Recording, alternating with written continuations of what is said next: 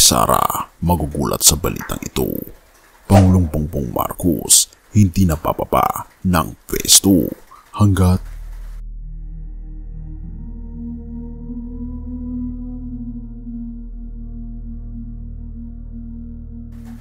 magugulat si VP Sara sa revelasyong ito. Pero mas ikakagulat ng sambayan ng Pilipino ang sinabi mismo ni Pangulong Bongbong Marcos sapagkat may inamin siya pa isang bagay ni pinangako niyang hindi niya iiwan hanggang sa huli. Ano nga ba ito? Alamin natin.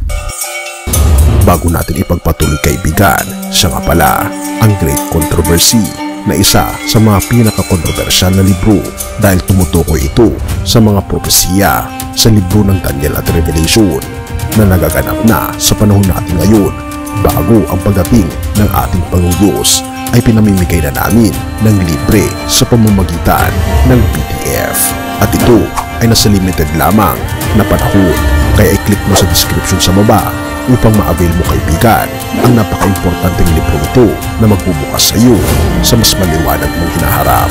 Purihin ang ating Panginoong Diyos at tayo magpatuloy. Ang hindi inaasahan. Noong Agosto 24, matapos inspeksyonin ni Pangulong Marcos ang Cannon Road Rockshed project sa Tuba, Benguet, bigla siya nagbitiw na pangungusap na nagpayanig sa lahat. Hindi ito simpleng payag, kundi tila panata na magtutulak sa kanya na manatili sa Malacanang. Sinamahan siya ni Baguio City Mayor Benjamin Magalong at Tuba Mayor Clarita Salungan. Ngunit imbes na papuri, inulan ng matinding patikos ang proyekto. Bakit? Ang problema sa likod ng proyekto, ang 152 metrong istruktura na dapat sana'y proteksyon laban sa pagguho ng lupa ay nagkahalaga ng 260 milyong piso. Pero ayon mismo kay Pangulong Bongbong Marcos, parang walang ginawa. Wala silang nilagay na wall, wala silang slope proteksyon, walang silbi. 260 million that the government spent for this project had no effect whatsoever as to protect the slope. Parang walang ginawa. Panata ng Pangulo. One thing, I will not leave this office until I fix this.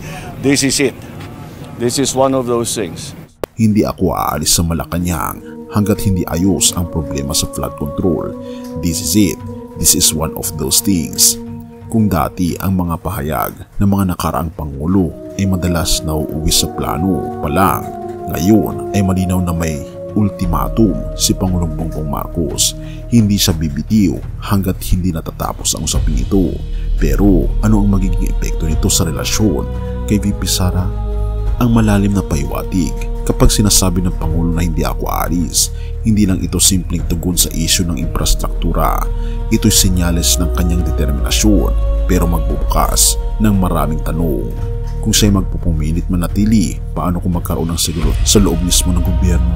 Paano kung hindi matugunan ang pangakong ito sa tamang panahon? Samantalang tiyak na magugulat si VP Sara sa direksyong ito sapagkat may implikasyon ito sa kanyang sariling ambisyon at papel sa administrasyon. Bakit kailangang bantayan ng publiko? Hindi lamang usapin ng flood control ang nakataya rito, kaibigan. Ang bilyong pisong pondo, ang integridad ng mga proyekto at ang pananagutan ng opisyal ay kasamang nakapaloob. Pero higit sa lahat, ang bigat ng pahayag ni Pangulong Bongbong Marcos ay tila nagsasabing, ako lang ang makakaayos nito. Samantalang ang sambayanan nakabitin ang tanong, kung hindi niya matupad, sino ang tunay na mananagot? Sa dulo, isang bagay ang malinaw, hindi basta-basta bababa si Pangulong Marcos. Pero kung magugulat si VP Sara sa ngayon, mas malaki ang posibilidad na mas magugulat ang buong bansa sa susunod na kabanata. Kung hindi aalis si Pangulong Bongbong Marcos hanggat hindi natutuldukan ang problema, handa rin ba ang taong bayan na maghintay o baka sila mismo ang mawala ng pasensya? Sa gitna ng lahat ng pangako ng tao, may isa lamang na pangako na kailanman ay hindi mabibigo. Ito ang pangako ng ating Panginoong Diyos. Maaring sabihin ng mga lider, hindi ako aalis hanggat, pero tayo bilang tao ay limitado sapagkat may hangganan ng ating lakas at kakayahan. Ngunit ang pag-ibig ng ating Panginoong Diyos ay walang hanggan. Bago natin ipagpatuloy kaibigan, siya nga pala ang Great Controversy na isa sa mga pinakakontrobersyal na libro dahil tumutukoy ito sa mga propesiya sa libro ng Daniel at Revelation na nagaganap na sa panahon natin ngayon bago ang pagdating ng ating Panginoong Diyos ay pinamimigay na namin ng libre sa pamamagitan ng PDF at ito ay nasa limited lamang na panahon kaya i-click mo sa description sa baba upang ma-avail mo kaibigan ang napaka-importanteng libro ito na magbubukas sa iyo sa mas maliwanag mong hinaharap. Purihin ang ating Panginoong Diyos at tayo magpatuloy.